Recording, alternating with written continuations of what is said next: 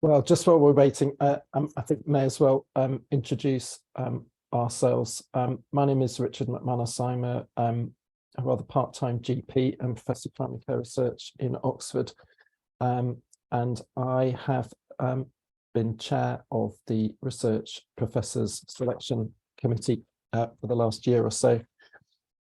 Before that, I chaired one of the doctoral research fellowship selection committees, and in my time I have been lucky enough to ride the NIHR gravy train from before they were a twinkle in Sally Davis's eye, with a PhD fellowship right up to research professorship myself, which finished in 2018. And I'm joined today by my colleague Tom Pratt, who is from the NIHR Academy, and I'll just let Tom introduce himself. Good afternoon, everyone. Thank you for the invite. So my name is Tom Pratt. I'm a senior program manager at the NIHR Academy. So I manage the research professorship scheme and work very closely with Richard and the rest of the committee to deliver the program.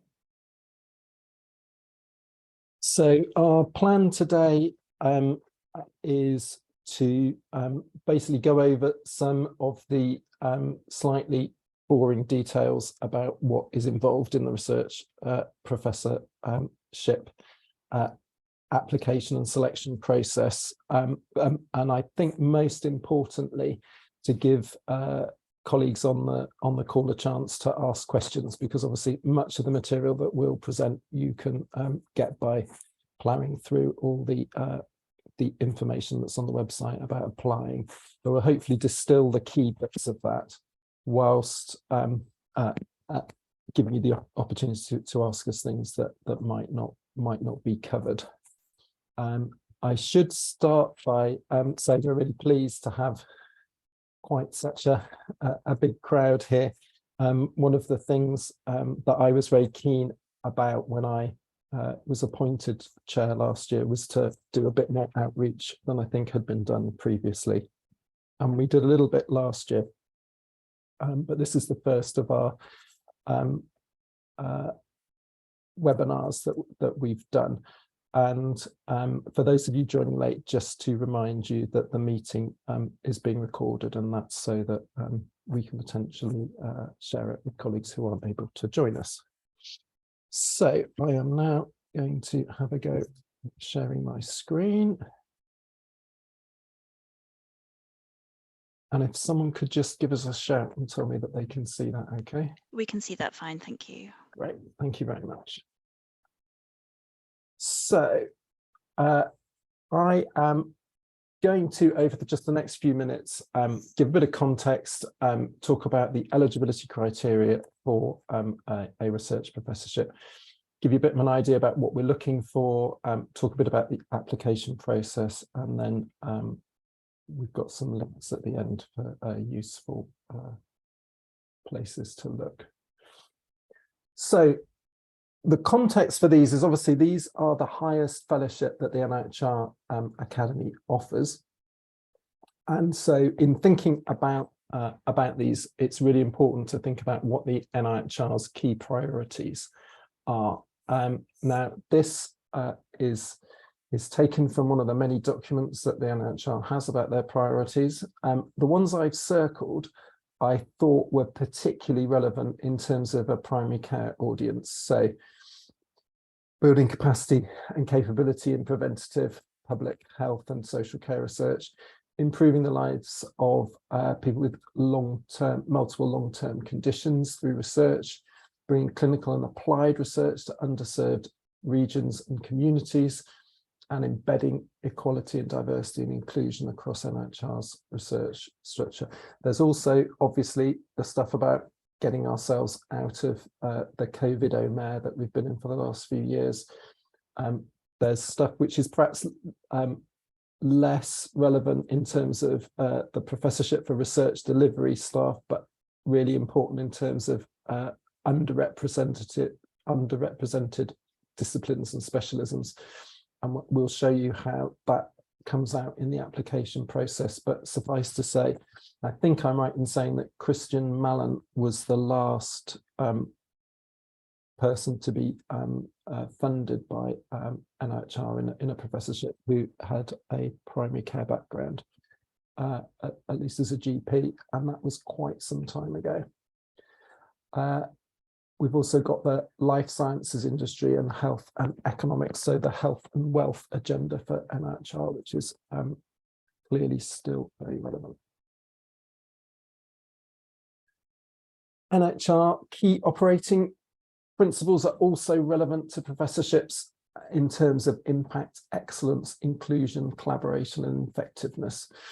And that is, I think, quite a good list of things to be in mind when you're thinking about the kind of things to put in a professorship bid. You want to be sort of trying to tick off all of these boxes.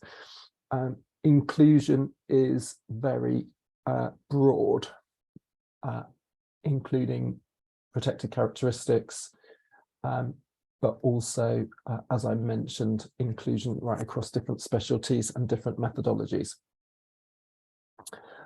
Collaboration is really important, and building new collaborations and developing old ones is often a marker of a good research professorship application.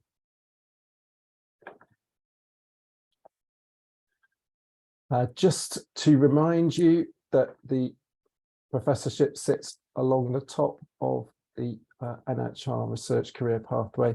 Pre-doctoral fellowships are mainly relevant for allied health professionals, but we've got doctoral, postdoctoral, early and senior in the advanced fellowship and the research professorships. Of course, I forgot the name of it, Tom will remind me, but there is the fellowship which is open to GPs. What's that one called? The in practice fellowship. In practice fellowship, yeah, sorry, I just forgot that, which would be the pre-doctoral one relevant to us. But we're really looking today right at the end here. So this is senior people that we're talking to. It's been going since 2011. Now we're talking in beginning of March. The applications open in September, and for an end date of November. And what that means is there's actually very little time once the applications go live for you to get your act together. So we thought that it was important to do these talks quite early in the year, because frankly, if you want to be competitive, you need to be thinking about this now.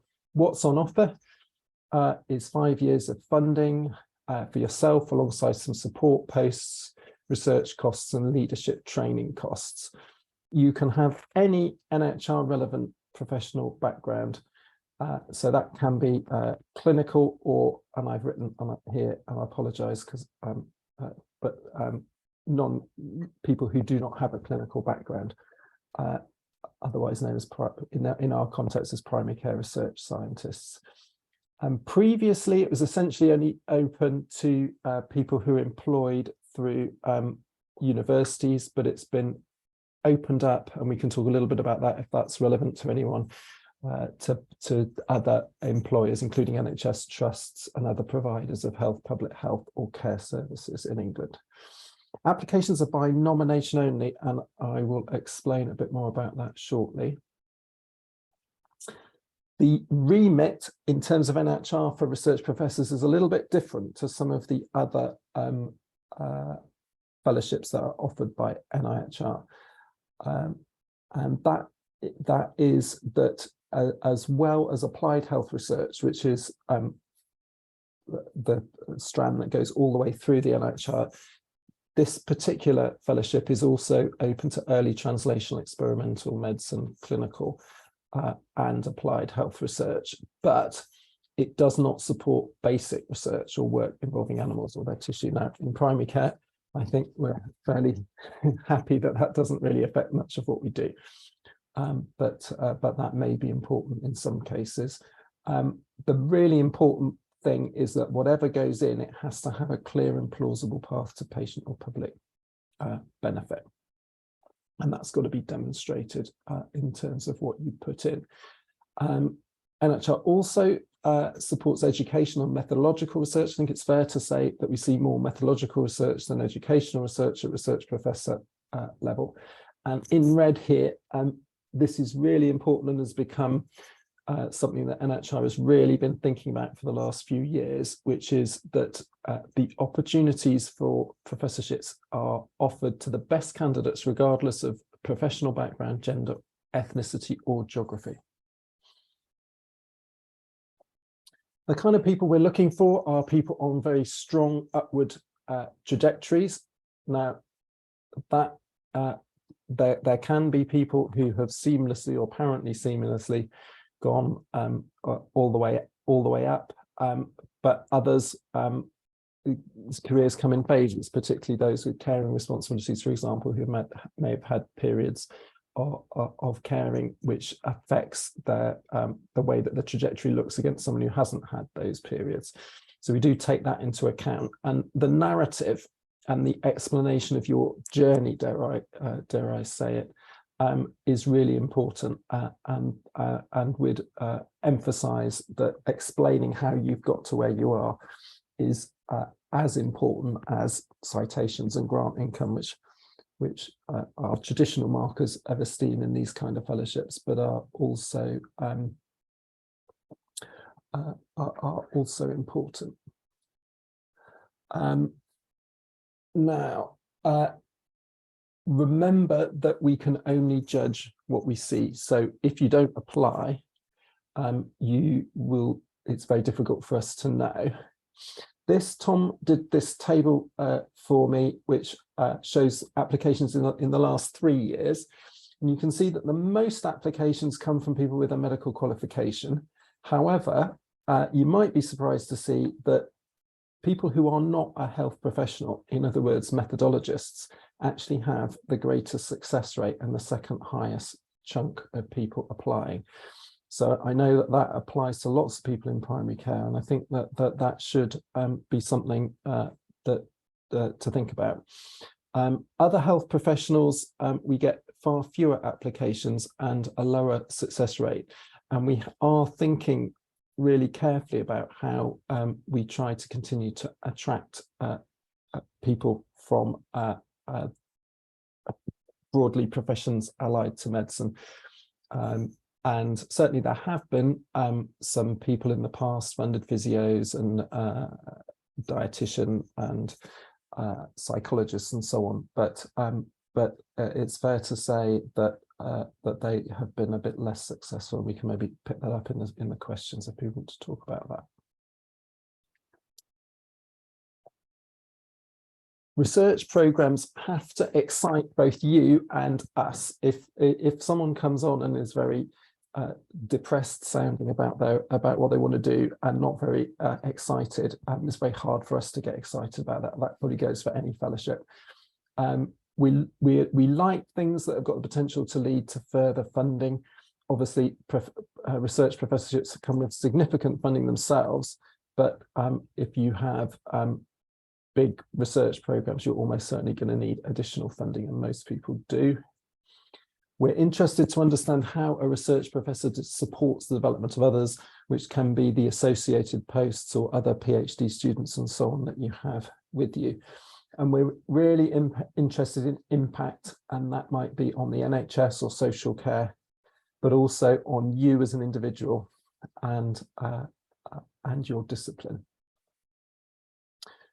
Don't forget collaborations and your development program. Many people spend hours and hours and hours on their research and then forget some of the other boxes that get filled in, and that's really obvious when it comes to things like shortlisting, because nearly everyone has got a good research program, and sometimes some of these other things can be quite important in making decisions, particularly at that point. Now, I'm not sure in terms of the list of people, if any of you are in the position where you're supporting colleagues rather than applying yourself, but it's really important that your institutional commitment is strong. And frankly, institutions get marked against each other. So if if you're not up to scratch as an institution, it becomes really quite obvious. The kind of thing that we're looking for is a really excellent support package with support over and above just recycling your salary. And some institutions need a bit of a push even to recycle salary. We're looking for evidence of long-term support both before and after the fellowship. And we remind candidates that awards are portable. So if we feel you're not getting supported by your institution during a professorship, we have, at least in theory, the potential to remind you of that fact and support people to move if that is the best thing for them. And again, we can perhaps pick up about institutional commitment in the questions. The application process has to go through the institutions, and nominating institutions are only allowed to nominate a maximum of 3 candidates per year. Depending on the institution, that can mean that there is quite a significant internal competition before application. But we do expect that an institution will look at potential applicants and decide if they're appropriate, and if there are more candidates and slots to have some kind of competition. Institutions can nominate up to 3 candidates per year, and it's slightly complicated how this works. If one person is put forward, they can be any ethnicity or gender. If 2 are made, then 1 must be female, and if a 3rd is put forward, that is only allowed if at least 1 of the 3 is from an ethnic minority. Have I said that properly, Tom? Sorry, struggling to find the unmute button. Yeah, that's correct. I'm happy to go into the context of these if it's helpful during the questions later on. Great.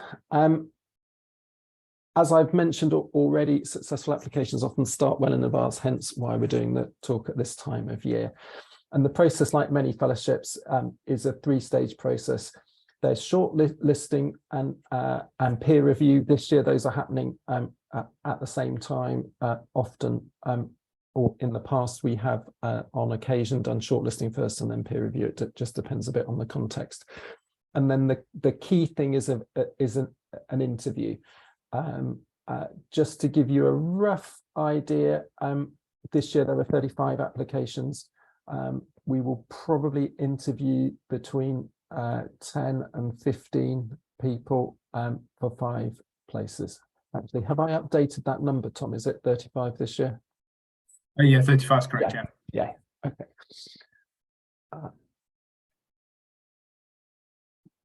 And this is just the last slide, and I'm happy for these slides to be circulated, but this has just got some useful links.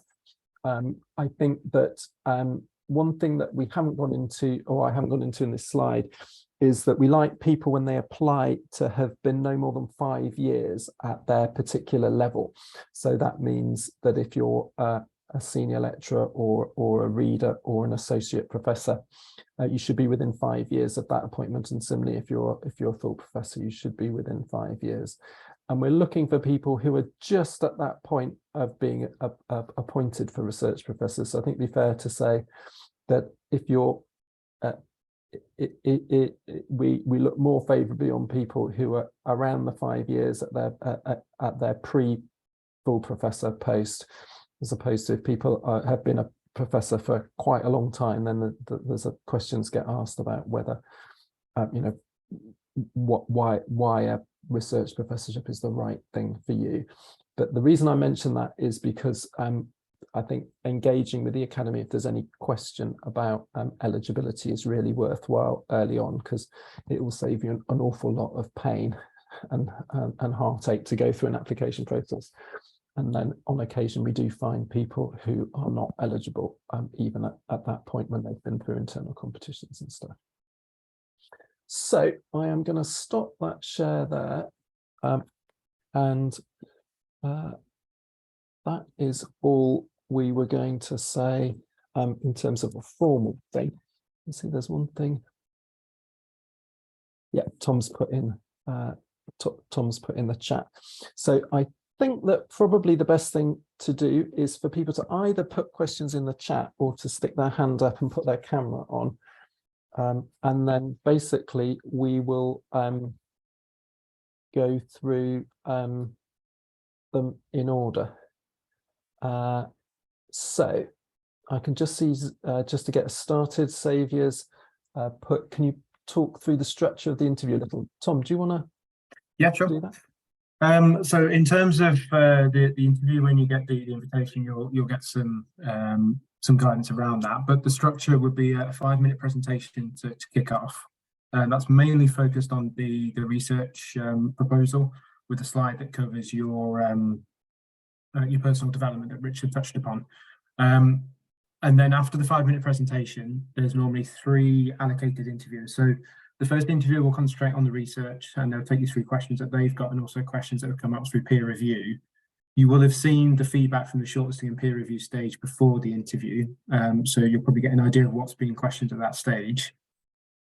The second interview will concentrate on you as a person, your development, walking you through why is it the right time to apply, and also touch upon any concerns they've got about institutional support. And again, you would have had feedback about that prior coming to interview. We'll also have PPIE panel members. So one of those will get allocated time to take you through your patient and public involvement and engagement plans. And then after that, it will be open to any member of the committee to ask any questions. Roughly speaking, from start to finish, it will be about 40 minutes or so, covering that open question format. The panel is on the website. The PPIE experts will rotate through the years, but generally speaking, we'll have a mixture of different professions, as with most of our committees. Have some biomedical science experts, but also there will be a statistician, there'll be a health economist, there'll be quantitative researchers, so there'll be a whole mixture of different people. And then in terms of after the interview as well, I may as well touch upon that now. Richard has to kind of tell everyone at the end of the interview that there is quite a lead time in terms of having your interview, the committee making their recommendations, and then the NIHR Academy taking that to the Department of Health and Social Care as the ultimate decision makers to approve that. So after the interview is finished, there can be a 4 to 6 week wait to find out if you've been successful. But as soon as we do have any outcomes, we do let people know and then provide feedback as well, whether you're successful or not.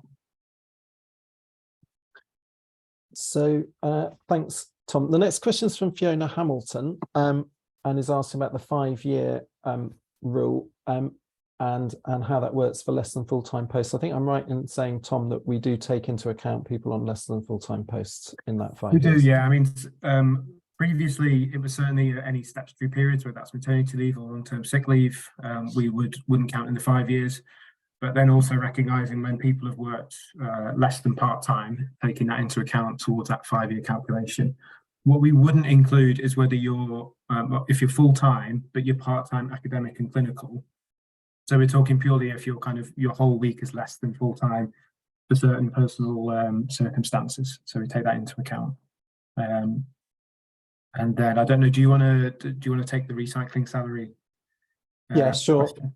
So in terms of recycling salary, what that means is that the assumption is that you're employed by your institution when you apply, and that that the salary with overheads that the NIHR paid will be essentially matched, at least in terms of the salary, by the institution. So that your notional salary going forward would be used to cover essentially support for you as an individual, which might be in terms of posts. Sometimes it's equipment, depending on what people are doing.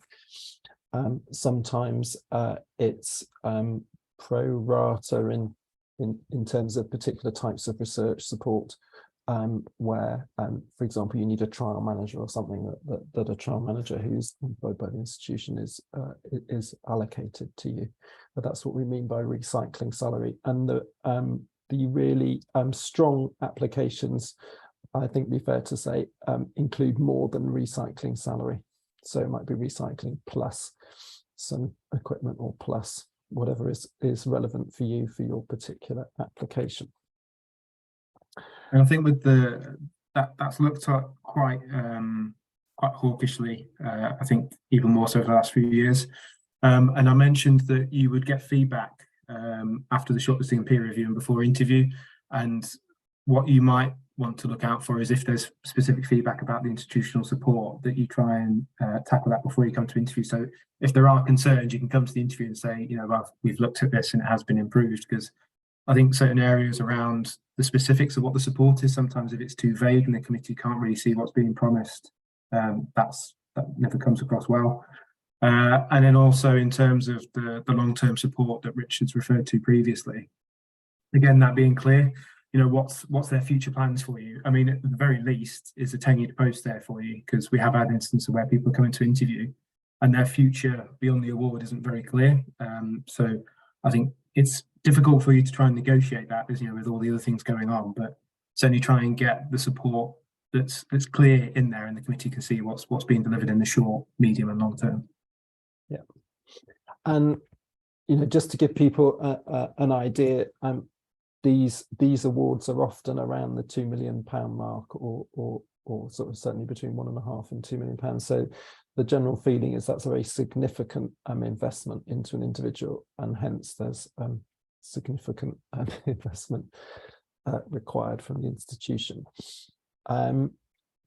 People are people with previous NIHR awards viewed more favourably? I think people generally, it's very common for people to have had some kind of previous fellowship, but it's not necessarily from NIHR, because at this level people's backgrounds might be MRC or Wellcome, or one of the other charities.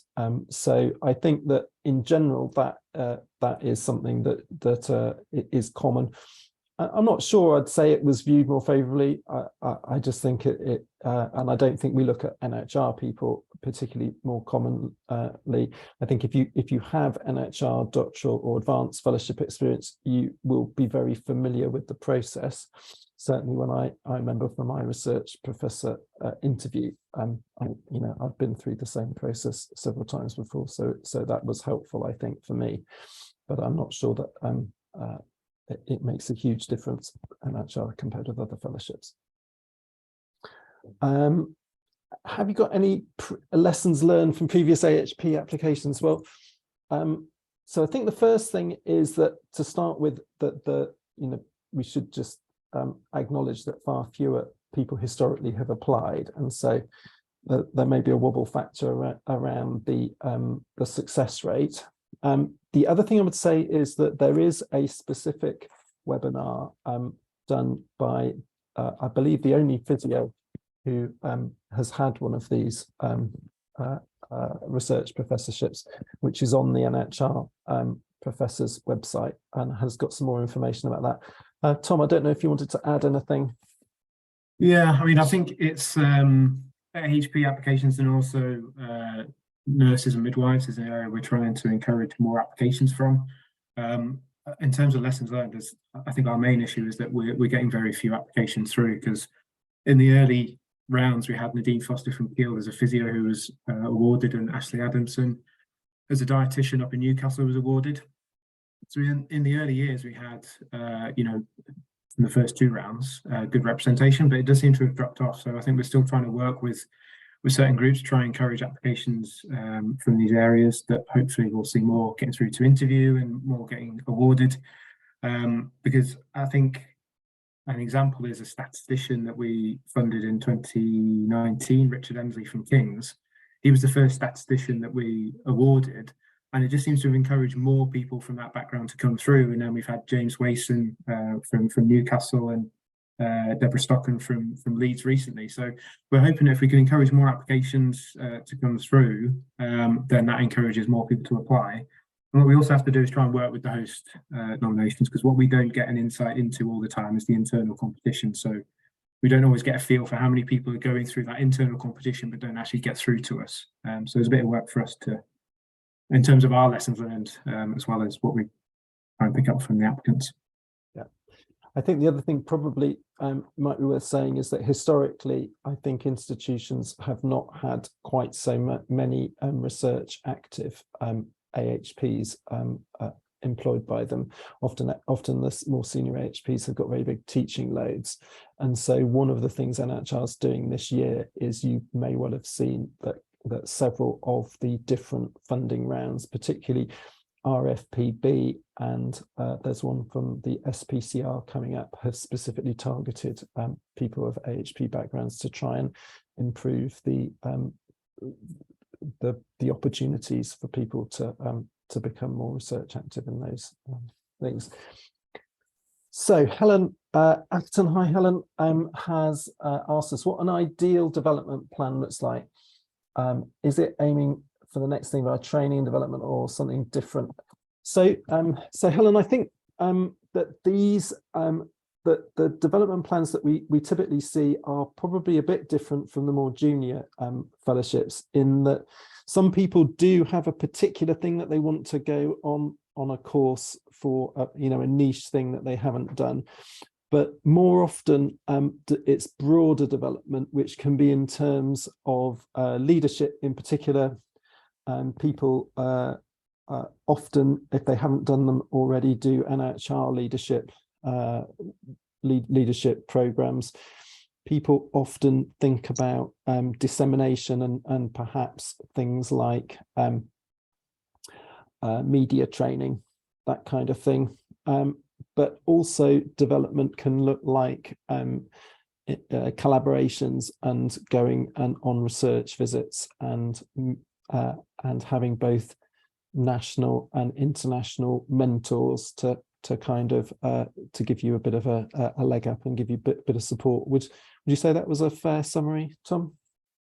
Yeah, I mean, I think at the doctoral and the advanced fellowship level, you tend to get training where it's focusing on research skills, whereas we would see less of that at the research professorship level. As Richard said, it's more focusing on the leadership development of yourself.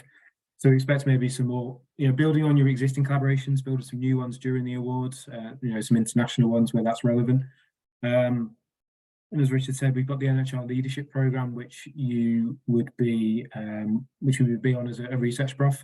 And also we'd like the RPs, the research profs, to be on our mentorship scheme as well, to mentor people. So if that's something you're looking to build experience of, then we would pair you up with a mentee as well to build that experience up. And I think building that mentorship as well for yourself, I'm sure people will ask the question about how do you pick the right people to mentor you as well, which is an area that we would like to see good thought on. So I mean, everything around this has to be bespoke. So you need to think of how you've come up with your development program, how it fits with what your development needs are, and the committee can really see how that makes a step change in your career as well. Okay, so Onyola has asked about research being completed in the UK. I think generally for the NIHR research professors, most people's research is largely in the UK. That doesn't mean that you can't have collaborations which include research outside of the UK. I think that if you're looking at research in the developing world, where the majority of the research is abroad, that would probably fit under the global professorships. And I think that if you're somewhere in between, probably the best thing to do is to have a chat with Tom and his colleagues at the point that you're preparing your application, just to talk through what the specific ins and outs are. What do you think, Tom? Yeah, I mean, the remit for the two schemes, for the research professorships and the global research professorships, fairly dictated by where the funding comes from. So the funding for the research profs is from the English Health and Social Care budget. So that's where they say the benefit needs to be realised. For the global research professorships, that comes from the Official Development Assistance, or ODA, which is very much focused on developing low and middle income countries. So we kind of have the two separate schemes where, as Richard said, international collaboration is encouraged, but we wouldn't expect the research to actually take place in another country. For the research profs, and for the global research profs, because that money is coming from that ODA part, the research needs to be for the benefit of those low and middle income countries. What we don't really have is one where you can straddle both, where there might be a focus on both. So as it stands, you kind of have to pick one or the other. Are you going to pick research done in this country for the English health and social care sector, or are you focusing on low and middle income country research and research capacity strengthening in those countries? So it's kind of either or, and as Richard said, if you're not sure, then by all means speak to us, and we're happy to advise about where the best fit is for yourself and your research. So timeline from finding out about shortlisting and peer review feedback to the interview. I think it's fair to say that varies a bit by year because it depends on how many people apply and how long it takes to get the shortlisting, the peer review in and so on. I think it's usually at least a month from finding out, Tom. Yeah, around four to 6 weeks that you'll find out, and you'll get the interview, the shortlisting and peer review feedback. So this year we're expecting outcomes to be sent around early May, with the interviews on the 8th and 9th of June. We've got a question now from Felicity Thomas about, about social care. I think it's fair to say that previous awards haven't focused on social care, and that's partly because until the NIHR included social care, which it's now a few years, but it's relative. Given that these awards have been going since 2011, it's about halfway between the thing. Now, social care is definitely in scope, and one of the reasons for changing the employing institution was to make that a bit easier, particularly for people coming from a social care background. I think Tom is doing a session with the School for Social Care to sort of emphasize this, and I want to call him Martin Knapp. Have I got the right name? That's great. Martin who's the head of the School for Social Care, is actually one of our selection committee members. So we are really keen on people with a social care background to apply, and basically if the eligibility would be the same for any other NIHR social care eligibility. I think that goes across all of our awards. I think it changed when I believe it was Jeremy Hunt went into a government reshuffle as the Minister for Health, and then he came out and it was Department of Health and Social Care. So that's kind of when our remit was broadened. And so it's a work in progress, from the kind of pre-doctoral level all the way up to research professorship. So we're trying to encourage more applications from social care, working with the school, Martin Knapp and his colleagues. And we've also got a new scheme that's focused on local authority fellowships as well, that we hope will be another avenue for people looking at social care research to come in. So I think it's just something that's quite new to us, and we're trying to encourage the applications all the way through. It might be that research professorships is maybe a later one to get that pipeline of people coming through, but it's certainly something that we're aware of, and is a priority to increase capacity in terms of research that we're funding for that. Yeah.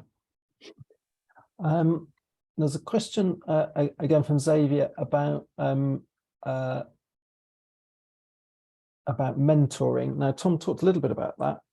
I think perhaps it might be easier to say what we don't necessarily think of as a strong mentorship proposal, which would be just occasionally we get someone who applies, and it might be an august institution like Oxford, and feels that all the people that they are going to work with are from Oxford, and all their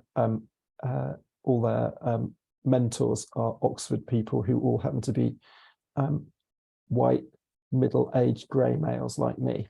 And we would just think that I think was a really big missed opportunity to expand collaborations. And similarly, if someone comes in and they've been working with 2 or 3 people for a long time, and they say that those are going to be their mentors, and that's their only mentor, then I think that we would think that again, they were missing an opportunity. So what we're looking for is a range of people who are able to stretch that candidate into new areas. So that might be adjusting the field that you're working, so that you start working with a new person who you just haven't had any interaction with. So she wasn't a formal mentor for me for my research professorship, but for example, I basically rang rang up Lucy Chappell, who in those days was just an obstetrician rather than running the NIHR, and said, look, I know that you're an obstetrician who's really interested in blood pressure research. Will you work with me on this new thing I want to do in pregnancy and self-monitoring? And it's that kind of thing. The other thing is the international aspect that Tom mentioned, because these are high-level awards. We like it if people have got international mentorship or thinking about that in terms of their collaborations. If you wanted to add anything. No, I think for all of our awards, we get the same questions about who, what's a good mixture of mentors, and what does a good list of mentors look like, and whether it's that different specialties or different geographies, looking at who have you got on there. And I think some people fall in the trap sometimes of trying to get eye-catching names, whereas when it gets to the committee, they look at these names and just think, well, there's no way they've got the time to dedicate to this person. There's that balance of making sure that you've got people that are right for you, and you've got that clear support that they're going to give to you as well. I have been in a meeting before with a committee member who's not on the committee anymore, but they found out during the shortlisted meeting that they were named as one of the mentors, so they hadn't actually been formally approached. They were just put down as a name. So I certainly advise not doing that, because that didn't go down particularly well. So making sure that it's a good list of people, you've had a good explanation of why you've picked those people, what support they're giving you is clear and agreed, and then the committee can really feel like that's a strong team that you've put together, and they can get a sense of why you've picked those people. And then there's the collaboration box as well, where you can go beyond just those named people and all the different people that you'll be working with to kind of develop you and bounce ideas off. Yeah. So the next question is about institutions appearing each round, Oxford, Imperial, UCL, Liverpool, etc. It doesn't look like Exeter's had a successful research prof. Is that an indication we need to develop matched institutional offer here? I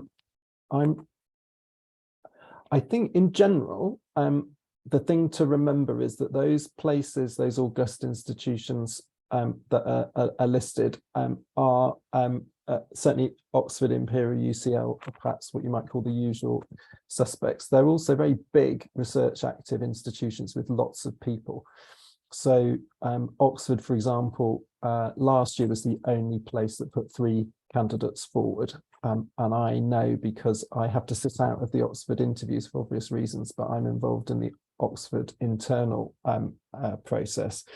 And they maybe have 10 or 15 people each year who go into that internal process. So I think that that in terms of those places, that it's to do with the number of people, and I think it could be said actually that Oxford, Imperial, UCL, Cambridge, often the institutional offer is not as good, and we often have to push back on them. And if there's someone really good, we say to them, well, we're only going to fund your candidate if we can do something more on your institution offer, and that has happened. And sometimes people don't even make it to shortlisting, even though they're very good, because the institution offer is not good. You'll note that Liverpool is on there, and I haven't mentioned that up until now, and I've done that on purpose. Now, Liverpool, I think, has appeared on that because we've got the Pro Vice Chancellor for Research on the panel from Liverpool, and that person has really worked hard in Liverpool to look for good candidates and put them forward, and worked hard for Liverpool to have a good institutional match. And I think that just goes to show that I don't think there's anything particularly special about Liverpool other than there is someone there who is very keen to get good candidates applying. And I think that is a good example for institutions like Exeter and elsewhere, that it's about finding good people, giving them support for maybe a year or two before the application to put them in a good place, and then supporting them in the application. That's important. And I don't think that there's I think in lots of ways, if you're outside the so-called golden triangle, that can be an advantage in terms of the panel, because the panel looks and says, oh God, do we really want to fund yet more Oxford people? And they look really hard especially if those golden triangle places are not supporting their candidates properly. I probably said slightly more than I should have done, Tom, but what do you think? I think that we're trying to look at the places that we haven't funded before. So we've had in recent rounds applications funded from Warwick, Loughborough, Leicester, Newcastle, and another example of an institution that's really spent time trying to get the successful competition and looking 1-2 years in advance. As we have had a couple of people recently from Sheffield, where Wendy Baird, who is kind of heads up the research design service, we were invited there to do a talk, and she was inviting people that maybe two and a bit years off from applying, but they've got a really good internal process for trying to promote people to get them applying. They make sure there's a good support package.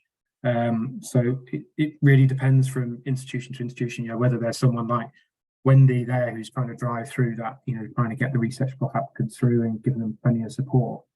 And I think in terms of the institutional offer, it's not just how much money is that equivalent to. I think it's calibrating. Some of the smaller universities won't be able to offer the same potentially as what a big Golden Triangle university will. So then the committee are very good at looking at what is a proportionate amount of support that a university can offer rather than just what's X amount equivalent of money. So it wouldn't necessarily be that Exeter haven't got applicants because their matched offer isn't good enough. It could be that, it might be that, but that's certainly not something that we would count against them just on the basis of, it's a slightly smaller university. Yeah. So Sarah's asked us about research programs spanning across health and social care, e.g. primary care and care homes. I think that would be something that we would encourage. And I think, a lot of my research spans between primary and secondary care and allows you to cross that boundary. And I think in general, boundary crossing things can be very fruitful areas of research. And certainly if we're in a position of putting forward research in care homes, we'd encourage that. And I think we had the announcement from last year. So there's Laura Shallcroft, who's looking at infection in care homes. So, kind of public health and care home based research as well. So that's one where quite rare for research profs, and something we'd look to encourage is, more of that research being carried out in care homes, because a lot of the research that we funded is, very secondary care focused. Whereas that was an example of one where it's research that's taken out of the kind of hospital setting and looking at care homes. So something we'd love to see. So certainly in remit. Yeah. And then would you fund 2 people from the same institution in the same round? Well, it doesn't often happen, but it can happen, and it did happen the last round. I think there were 2 from the London School funded. Is that right, Tom? I think. Am I wrong? I thought our 6th one. Yeah, we had LSHTM, Leicester. Oh, no, you questioned me. Liverpool, Oxford. I had in mind there were 2 from the London School. Anyway, whether or not there were, we don't have a quota that says Professor X or Dr. X is from this institution. We won't take anyone else from that institution. We would take people on merit. I think it's relatively unusual that you get 2 people, 2 really good people from the same institution. It does happen. Similarly, it is possible for 2 people with the same background to be funded in the same round. So me and Alistair Hay from Bristol, we're friends, and we both knew we were applying for research professorships. We didn't talk to each other before about what we were putting in on purpose. And then we went to the pub on the day that we'd stuck them in, because it coincided with a conference or something. And we talked to each other about what we'd done, and we'd both had very different approaches. I'd put in quite structured, and he'd put in quite a blue sky thing. We thought there's no way that we're both going to be funded, and we were both funded. So I think what we're looking for is excellence, and if you can demonstrate that, and there's someone else from the same background or the same institution, then and they're as good, then we would certainly not worry about that.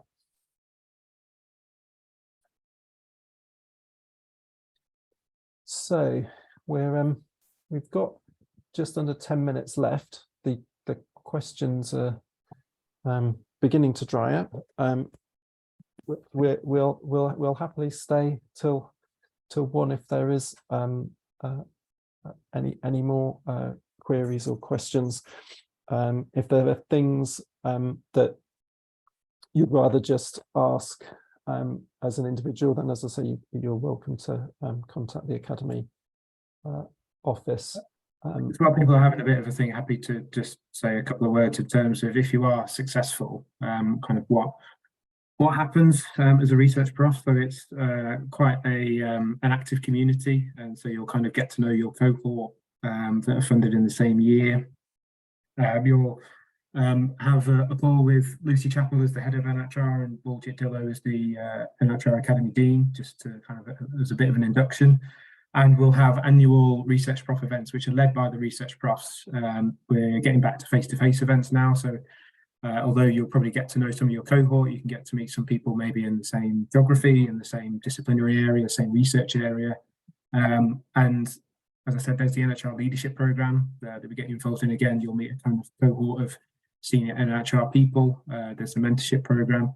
So we try and get you as involved with NIHR work as possible. And expect as well to get a knock on your door to join probably a fellowship committee as well, because we like to have the research prof on committees, as Richard could attest to. I'm sure other research profs can say. So we try and get you engaged, because we're investing a lot of money in you, so we want to try and get you engaged. And as well, the post comes with a number of doctoral or postdoctoral positions with it.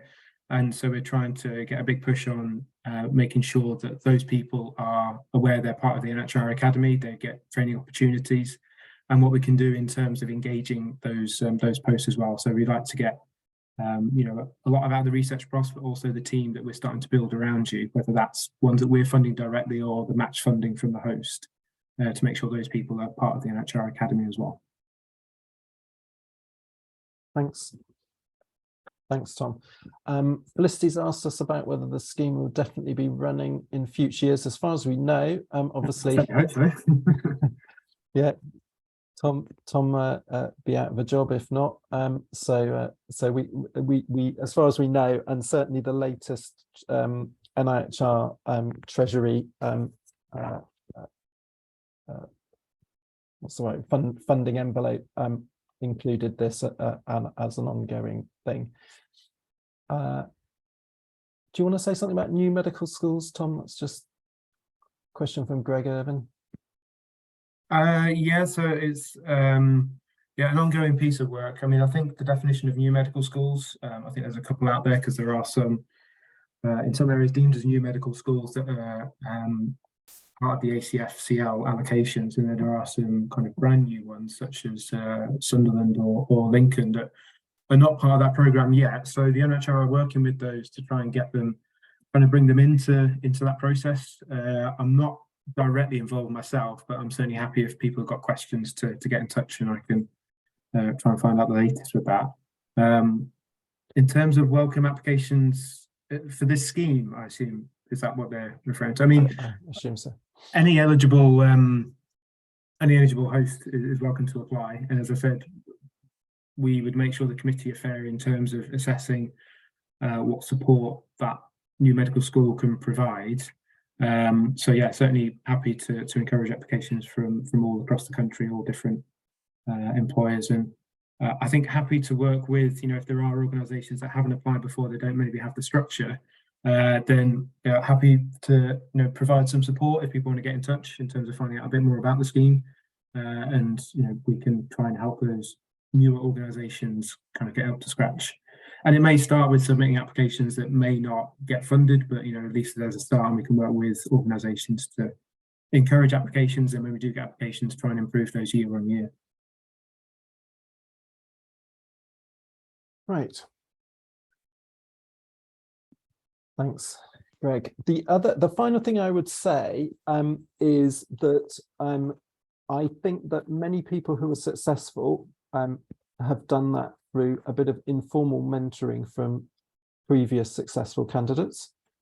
And so I'd encourage you, if you're going to be applying, to think about who might have previously applied, perhaps in the same area or in the same institution, or just someone that you happen to know.